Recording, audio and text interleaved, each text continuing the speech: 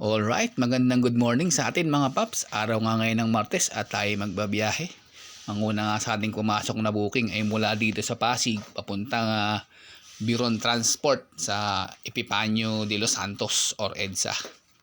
At nagkakahalaga ang pamasahe nito ng 122 pesos. Tuloy-tuloy na nga nating pinick up si Sir dito sa Pasig.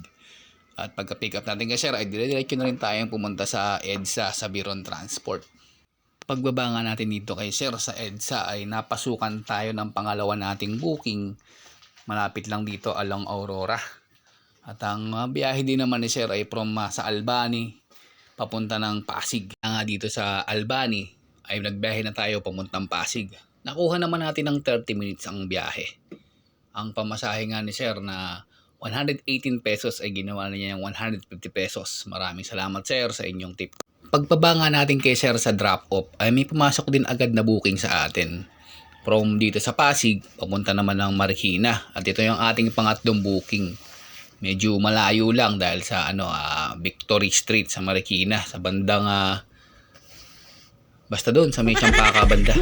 E-cash payment nga itong ating pangatlong booking or electronic cash payment. At nagkakahalaga ito ng 176 pesos. Ito na nga din ang ating naging huling biyahe sa araw na to dahil aabuti na tayo ng time sa work. Alas 8 kailangan makabalik na sa trabaho. Kaya naghuling booking na tayo. Nakatatlong booking lang tayo.